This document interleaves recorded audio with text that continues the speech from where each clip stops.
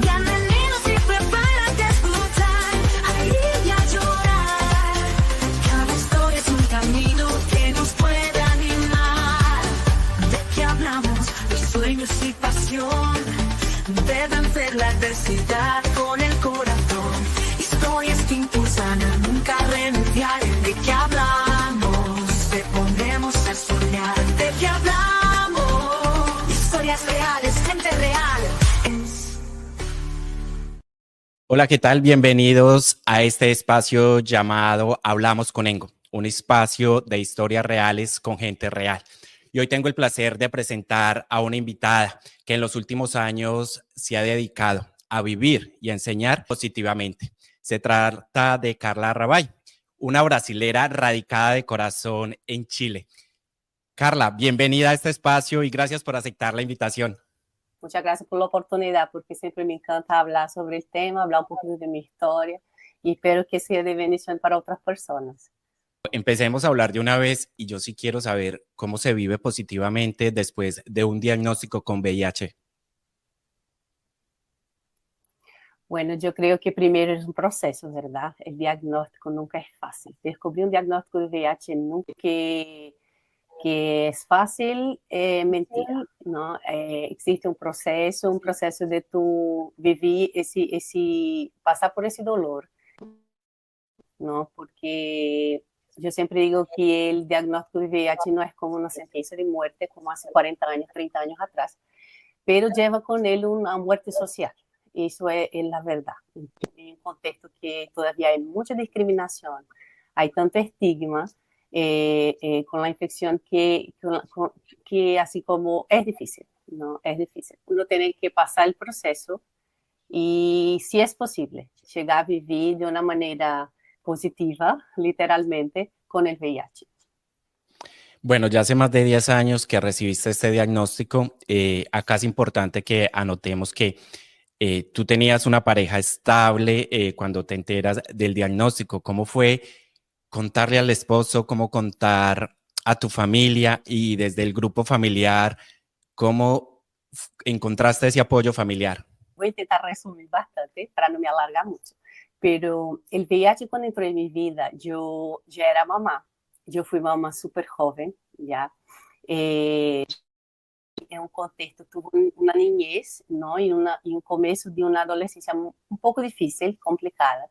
Tenía un padrastro súper controlador. Entonces, en ese tiempo, mi papá y mi mamá eran divorciados y, bueno, la verdad es que mi padrastro nos echó de la casa, a mí y mis hermanas, y yo fui a vivir con mi papá en otra ciudad. En ese tiempo, imagínate toda la locura de la adolescencia, las hormonas, todo, y tú vivías ese proceso de cambio que fue súper drástico, ¿no? Entonces yo empecé a vivir con mi papá. Era un hombre que era muy liberal. Entonces puedo decir que fui con todo a la vida, así como full. Y bueno, a los 17 años yo estaba la verdad es que a los 15 me enamoré de una persona y que es el papá de mi hijo y tuve una relación con él, pasamos a vivir juntos. A los 17 años, como dije, fui mamá, éramos súper inmaturos, entonces, claro, no, y otras cosas más que vivíamos igual de una manera un poco irresponsable. La relación no se dio, ¿no? Él continuó la relación, así que me divorcié y estuve sola mucho tiempo, hasta que conocí a mi pareja, que hoy es mi esposo, y fue de ahí que el VIH entró en mi vida. Yo ya estaba con él hacía 10 años, casi 10 años, estábamos en una relación estable, ya, monogámica. Soy mujer cis, mi esposo es hetero, somos heteros, entonces aquella cosa bien como, por así decir, el estereotipo padrón así normal de personas, bueno.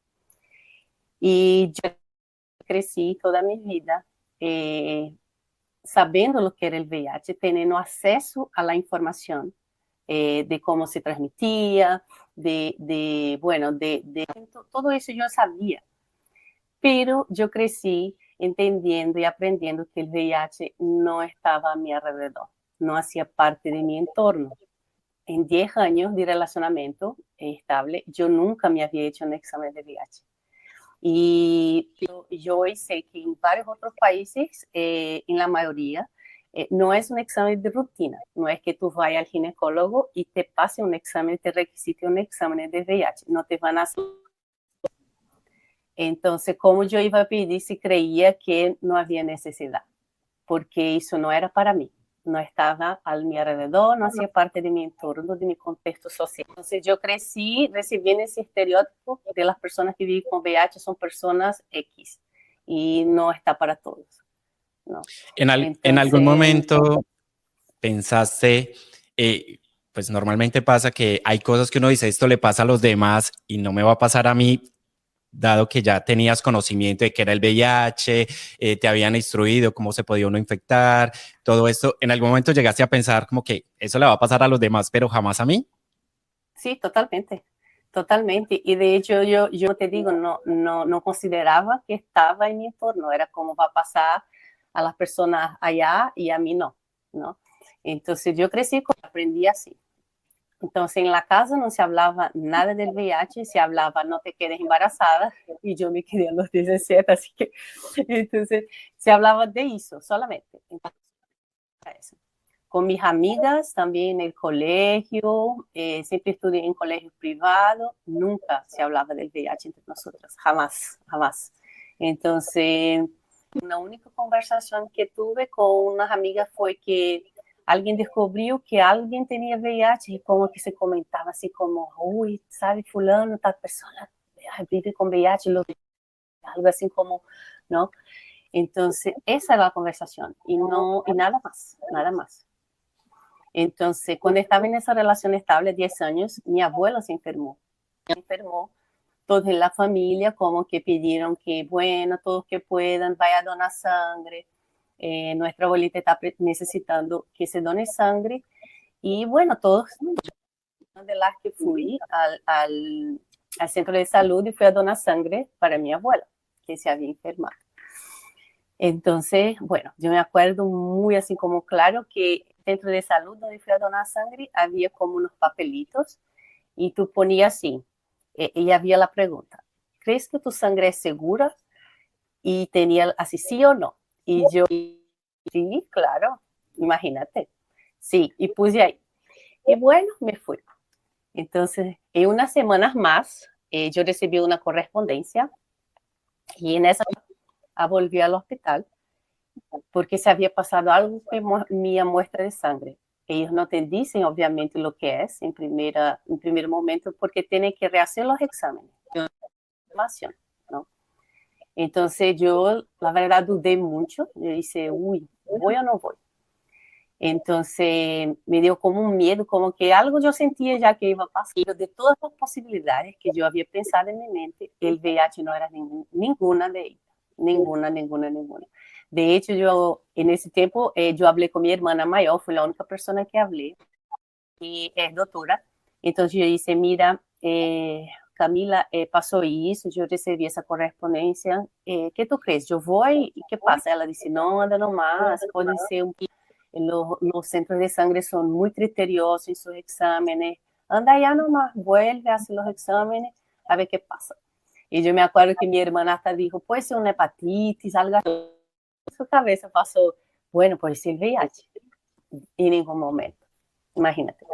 Entonces, ese es el peligro que yo digo, y yo creo que eso es una de mis mayores, de una persona visible, ¿no? Que llamamos visible las personas que viven con VIH, que hablan abiertamente que viven con VIH. Entonces, esa fue mi mayor motivación, porque las personas necesitan aprender y para todos. Todas las personas que tienen una vida sexual activa, ellas pueden, están vulnerables a adquirir el VIH. Pero eso no pasa en la cabeza de la mayoría. Así como abrir un paréntesis, por ejemplo, en el COVID, ¿qué pasó con el COVID? Nosotros en el medio de la pandemia aprendemos que el COVID es cómo se transmite, teníamos que no nos prevenir, ¿no? Y la información se corrió. Entonces, cuando tú entiendes el riesgo que tienes, ¿no? Tu percepción de, uy, puede pasar conmigo. Pero ¿qué pasa con el VIH? Siquiera consideramos que podemos estar vulnerables a tener el VIH. adquirir el VIH. Entonces, no nos cuidamos por eso. ¿Cuáles fueron esos primeros pensamientos o qué pensaste en ese momento donde se dijo, ya no hay vuelta atrás, es una realidad, es VIH? ¿Qué pensaste? ¿Qué voy a hacer? ¿Para dónde corro? ¿Cómo cuento? ¿Me refugio? ¿En qué se refugia uno en esos momentos? Y la señora, así como muy fríamente, me muestra el resultado y dice, mira, tu examen dio positivo para VIH. Y yo así como en shock, en shock. Entonces, yo me acuerdo que sí, yo no pude llorar, yo no sé, en verdad, así como quedé en shock. Y yo me acuerdo que salí de la clínica y estaba en auto, fui manejando hasta la casa, así como en choque todavía. Y así como, así, en choque. Y llegué en la casa y me acuerdo que estaba sola y lloré, pero muchísimo. Ahí sí, cuando llegué en la casa fue como, lloré, pero horas, horas. Y ahí empezó todo, ahí empezó mi proceso. Yo pasé como 3 días para contar a mi esposo. Y en ese tiempo, yo ya era cristiana, yo me había convertido hace un año atrás. Entonces yo me acuerdo que momentos de dolor, así como de tristeza mismo, que fueron principalmente esos primeros días, fue muy fuerte eso. Yo me acuerdo que yo me calmaba mucho, buscar a Dios y todo eso. Entonces, bueno, 3 días después hablé con mi esposo y él como que en la misma, así como, ¿cómo así? Y yo dije, sí, y ahora tú tienes que hacer tu examen, mi hijo también tiene que hacer el examen para ver cómo estamos todos. Entonces, y obvio, mi esposo sí salió positivo, mi hijo no, porque mi hijo era un relacionamiento donde el VIH no había entrado en mi vida, sí, llegó después. Entonces ahí empezó todo el proceso, ¿no? Yo demoré, en verdad, muy poco tiempo para hablar con mi familia más cercana, que sería mi mamá y mis hermanas. Somos 5 hijas y son 4 mujeres y un hombre. Entonces, fue súper difícil, en verdad, decir más a mi mamá. La doctora tenía como un poco más de claridad del tema, fue la primera persona que hablé, conté. Mi pregunta para ella en ese momento fue, yo no tenía idea. Yo sabía que tenía tratamiento y eso, pero no sabía nada más de VIH, ¿no? La realidad en sí de VIH. Entonces yo dije, crecí, yo me acuerdo que pregunté, yo tengo una expectativa de vida igual a la de otras personas. Y yo me acuerdo que ella como que así como llorando, dice, sí, Carla, totalmente, tranquila con eso. Tú te vas a cuidar, nosotras vamos a cuidarte y tú vas a estar bien. Entonces, de ahí fue como que empecé, ¿verdad? Fue súper difícil. Pero yo les digo que es libertador, eso de contar a la familia. Yo sé que ni todos tienen el apoyo, obviamente, le acogí de manera, bueno, amorosa o de la manera que debe ser, ¿no? Pero mi familia sí. Entonces, fue súper lindo porque, y difícil, mi mamá llorando mucho. Mi mamá tenía la idea del VIH de los años 80, de las personas como ya con SIDA. De la historia Entonces, trágica de los años 80, que la gente se moría, que nadie iba a los hospitales, que es desgarrador. Afortunadamente, al día de hoy, la historia ha cambiado y pues los avances en la medicina también han ayudado mucho con el tratamiento del VIH. Pero me queda ahí una pregunta y es, ¿cómo abordas a tu hijo? Me cuentas que ya tienes un hijo. ¿Qué edad tenía tu hijo para la época y cómo abordas el tema con él y cómo le enseñas acerca del VIH? Con mi hijo fue un poco más difícil. Igual que a mí mucho miedo de lo que mi papá iba a pensar, iba a decir. Yo, en verdad, pensaba en mi mente que mi papá se iba a avergonzar de mí. Yo decía, pucha, ya fui mamá súper. Y de una manera en mi mente yo decía, yo lo avergoncé con eso. Entonces yo pensaba que, entonces a mi papá yo tardé más de un año en contarle. Yo no fui visible desde el comienzo. Entonces a mi hijo en ese tiempo, entre 10, 11 años, 11 a 12 años, pienso, yo no quise contarle. Entonces cuando llamé a mi familia, mis hermanas, mi mamá, yo no quise. Yo tenía mucho temor. Yo creía que él era muy jovencito y decía, pucha, él es un niño chiquitito, entonces, ¿cómo le voy a decir y explicar y principalmente el tema sexual, que es algo que se transmite sexualmente, ¿cómo voy a decir eso, no? Entonces, yo tomé la decisión de no contarle, ¿no? Y a su papá, dice, mira, pasó eso y yo no quiero contarle ahora. Y todo él entendió y respetó. Entonces, lo que pasó fue que mi hijo también era muy, así decir, entonces, él entendió que algo pasaba en la casa, que tenía como una tensión, conversas así como bajitas para que él no escuchara eso. Y un tiempo después, cuando yo ya había empezado mi tratamiento y estaban ahí mis frascos de medicamento, mi hijo agarró el frasco y eso él me cuenta así como, agarró el frasco del medicamento y buscó en internet lo que era ese medicamento y para qué servía. Entonces, información y descubrió y quedó calladito, no dijo nada. Entonces eso para mí fue súper fuerte después, porque él me dijo, habla en mí. Tú podías haber dicho. Y fue como, para mí fue como, wow. Pero fue una conversa abierta y yo le dije, mira, yo no te dije, expliqué, él entendió. Y yo dije, ya, ¿y qué pasa? Y él dice, no, yo ya entendí que ustedes van a estar bien. Entendí que ya leí a respeto, ya hablé, yo sé que ustedes van a estar bien. Entonces, a partir de ahí, hicimos así como, por así decir, un pacto de transparencia, de siempre tener esa abertura de decir las cosas. Entonces, lo que pasa es que yo pienso que muchas veces nosotros criamos muchos monstruos en nuestra mente, pensamientos, y que empiezan chiquititos, ¿no? Yo siempre digo eso. Y si tú lo alimenta ese monstruo que puede ser temor, vergüenza, no sé, miedo, eso va creciendo y toma espacio en tu vida. Entonces, de verdad yo doy gracias a Dios que mi hijo descubrió por sí solo después de algunos meses. Porque yo decía, ya, ese tema ya está. Pero si fue liberador hablar con las hermanas, con la mamá, pues esta conversación con tu hijo fue mucho más liberadora y te empoderó más, creo yo, y es la perspectiva que me deja esto que me cuentas.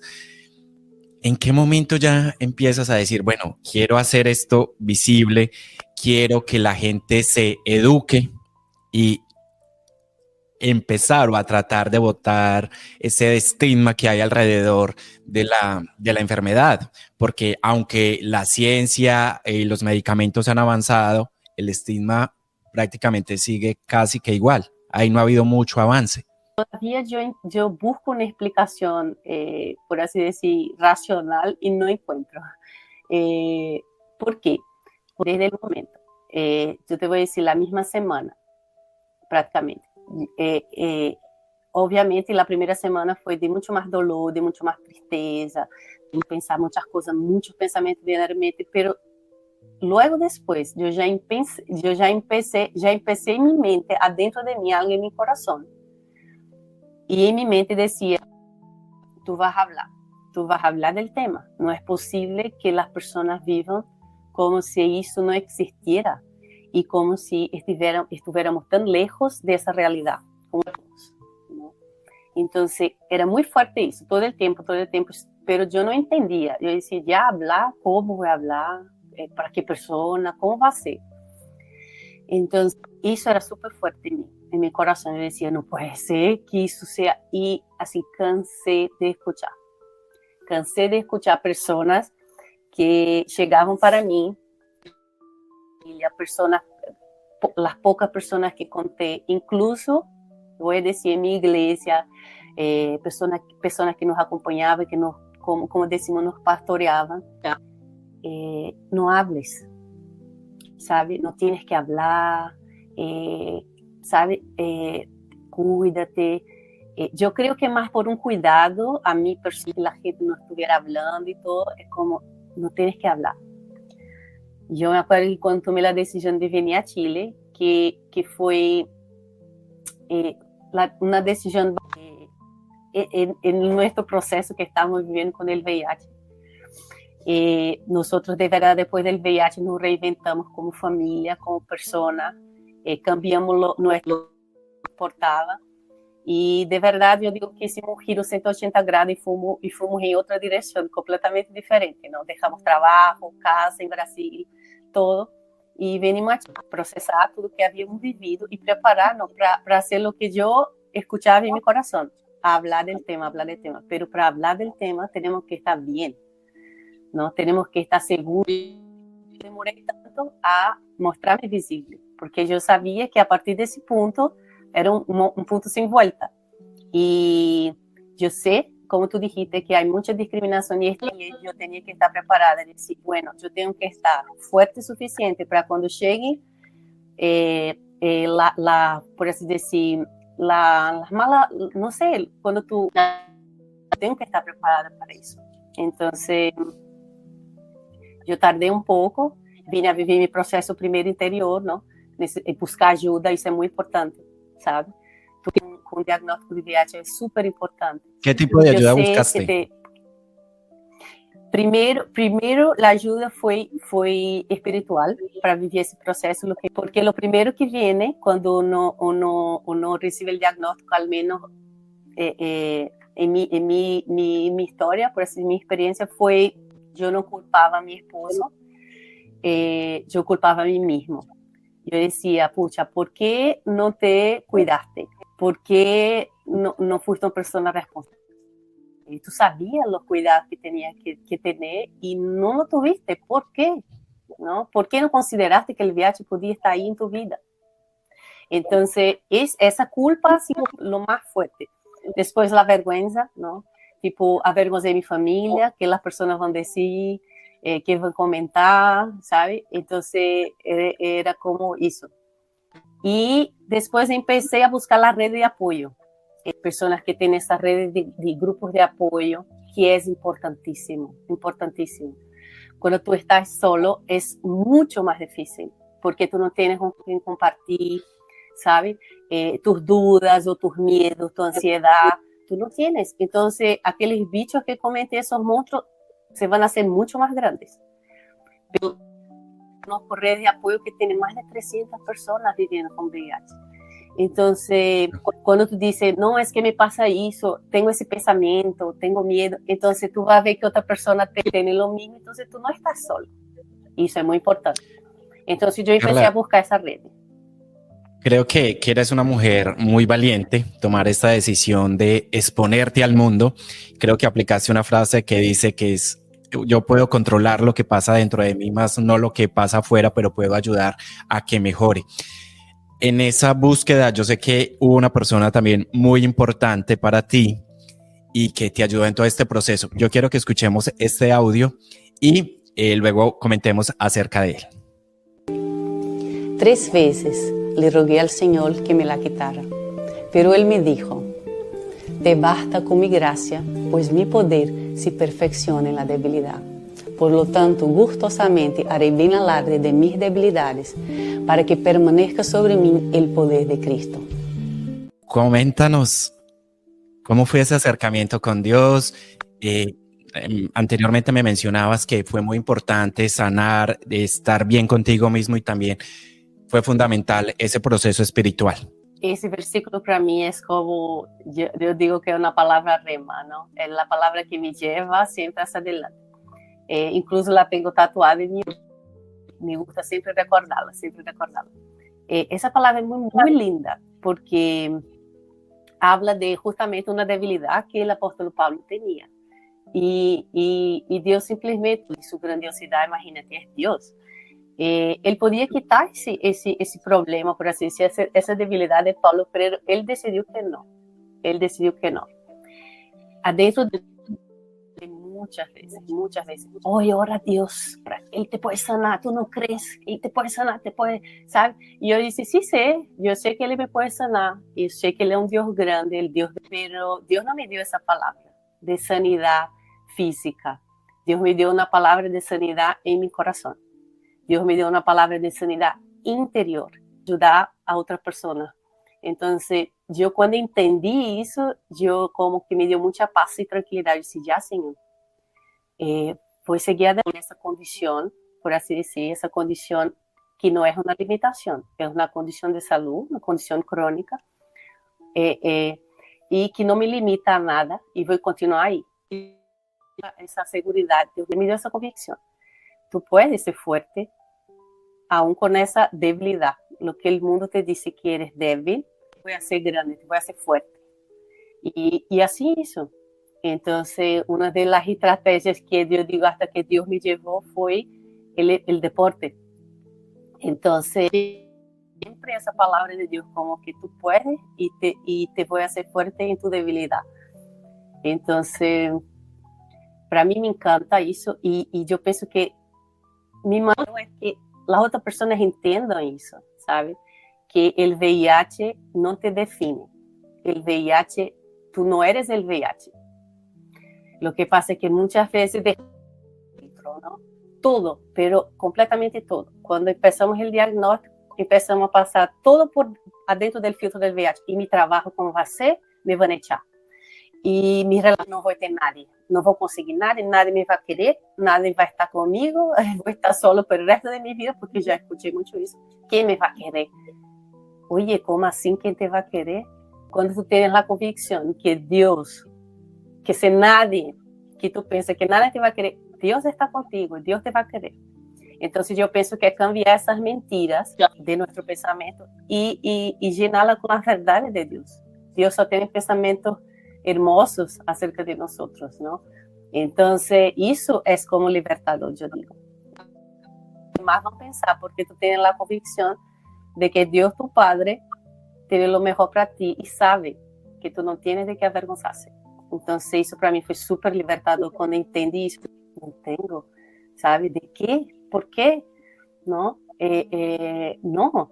Entonces, fue súper libertador eso, ¿sabe? Entonces, cuando yo entendí, tuve esa convicción, fue ahí que yo tuve la seguridad de que podía mostrar la cara, ¿no? Así de decir, ya, tengo que hablar. Y fue interesante, porque antes de todo eso, la primera persona que hablé fue con mi hijo, que ya era adolescente, ¿no? Entonces, yo dije, Juan, mira, yo estoy pensando en hacer eso, estoy pensando en ponerme visible, porque yo sabía que, bueno, quizá amigos de él, y descubrí cómo iba a ser para él. Entonces, yo tuve ese cuidado. Él me miró y dice, puedes hacer nomás, haga nomás, dale, entre fuerza. Y es muy interesante porque hoy los amigos de él me siguen en Instagram, aprenden al respecto del VIH. Él es uno de las personas que animan sus amigos a testearse. Aparte de un propósito tuyo, también se convirtió en un propósito de familia ayudar e informar sobre el VIH a otras personas, y es muy bonito pues lo que hace tu hijo. ¿De qué manera cambia tu vida? ¿Qué nuevas cosas incorporas a tu vida? El deporte, la alimentación cambió, la forma de vivir el día a día. ¿Qué cambios radicales hiciste en ese aspecto? Bueno, después de empezar, primeramente, cuidando mi corazón, mi interior, a preocuparme, la verdad, y era una preocupación súper fuerte a respecto de mi cuerpo, ¿no? No mi cuerpo en sí, pero sino mi salud. Dentro de todo ese proceso, yo empecé a buscar información, mucha información del VIH, empecé a leer a respecto del VIH, o que era esse vírus que me iba a acompañar ahora, ¿no? Que está conmigo y que hace parte de mí. Entonces yo tenía que entender cómo era, cómo funcionaba, ¿no? Entonces, cuando tú te metes a buscar información, a veces por páginas, tú encuentras informaciones a veces un poco asustadoras. Entonces yo me asusté mucho con los efectos colaterales, los posibles efectos colaterales de la medicación. Yo dije, wow, bueno, yo ya soy flaca, yo pensaba. ¿Y cómo va a ser eso? Porque hablaba de una redistribución de masa que yo así como me asusté, de verdad. Entonces yo dije, wow, yo tengo que hacer algo por mí. Yo sé que los medicamentos, ellos van a controlar el virus, depende de mí. Mi salud depende de mí, de mis hábitos, de mi estilo de vida. Entonces yo dije, bueno, vamos a cambiar. Y eso fue de a poco, ¿no? Empecé de verdad a hacer ejercicio físico, a ver los resultados, ver lo que me traía principalmente mi salud mental. Al día de hoy, ¿cómo es enseñarle a la gente a vivir positivamente? ¿Qué actividades específicas haces o estás encaminada para poder educar a la gente, acerca del VIH? Además de estar hoy día estoy más como intentando hacer contenido en mis redes sociales y todo, pero yo y mi esposo, nosotros como familia tenemos verdad a largo plazo, no tan a largo plazo, pero queremos más pronto posible estar saliendo a otros países. Tenemos nuestro deseo de estar apoyando organizaciones que trabajan con personas que viven con VIH, porque yo pienso que a través de nosotros, nuestro testimonio, nuestra historia, esa esperanza, ¿no? Decir que se puede continuar y que bueno, eso todo que comenté. Entonces, nuestro deseo es ir a otros lugares, otras naciones, otros países. Y acá en Chile, tengo como más charlas, principalmente en Brasil estuve en las universidades haciendo charlas, y eso es tan bacán, porque tú estás hablando no solo sobre prevención, ¿no? Estás hablando de personas que van a estar en el mercado de trabajo y que quizás van a estar ahí trabajando con personas que viven con VIH y cómo lidiar con ellas, ¿no? Cómo trabajar. Entonces yo siempre digo a ellos, tiene que ser, el tema tiene que ser hablado de una manera liviana. Entonces me gusta hacer mucho eso. Principalmente, y más que cuidarse, necesitan aprender a no discriminar. Necesitan aprender eso. Aprender, no es un bicho, no es una cosa que tiene que temer la persona que vive con VIH, sino que saber que es algo que no representa un riesgo para nadie. Entonces, me dedico a eso en verdad. Y acá en Chile es súper difícil. Es súper difícil, te digo, porque estamos hablando de un tabú muy grande. Imagínate que en uno de los colegios que hice una charla y estuve en toda la enseñanza media, yo estuve meses viendo, y es un trabajo gratuito, no cobro nada por eso. Entonces, meses intentando entrar en ese colegio para hablar, para hacer charlas, un tabú muy fuerte. Entonces, a veces es agotador tener que luchar contra eso. Incluso esos tiempos estuve así súper como un poco desanimada. Yo dije, Dios, yo tengo que continuar, así que dame la fuerza porque tengo que romper eso. Entonces es súper difícil. Acá estaba hablando del país de Latinoamérica donde las transmisiones es líder de VIH, ya más de 5 años. El país de Latinoamérica que más tiene nuevas transmisiones de VIH. ¿Chile? Entonces es súper difícil. Para Chile. Oh, Chile. Carla, pues muchas gracias. A través de esta conversación hemos aprendido y hemos dejado una enseñanza para los demás de cómo es vivir y enseñar positivamente. Carla, ¿y cuál es ese mensaje final? Que el VIH no es un tema mío, tuyo, que el VIH es un tema nuestro. Todos tenemos que hablar. Es algo que necesita ser hablado. Es algo que necesita ser discutido, ¿no? Y el VIH específicamente, yo quedo pensando siempre, yo soy muy visual, entonces a veces pienso y tengo un pensamiento así bien loco, yo pienso, imagínate, somos 39 en el mundo que vive con VIH hoy día. Imagínense si todas nosotras no hiciéramos visibles. Yo pensaba, sería un tremendo impacto en la sociedad, porque yo por esto que tengo a mi alrededor, personas que no tenían idea de lo que era VIH y que no sabían la diferencia de VIH y SIDA, llegarían a mí personalmente y decir, pucha Carla, gracias, pucha Carla, gracias, porque eso no sabía, imagínate. Y ver esas personas conviviendo conmigo es de tremendo, tenemos un tremendo impacto en la vida de las otras personas que no. Así que, así como de verdad me gustaría animar a esas personas. No estoy diciendo, ay, tienes que hacer visible. No, no tienes. Pero no tienes que vivir escondiéndote. Muchísimas gracias por acompañarme acá en este espacio de que hablamos con Engo. Muy amable, muchas gracias. Gracias a ustedes. Bendiciones. Historias reales, gente real. En cada historia hay un diálogo.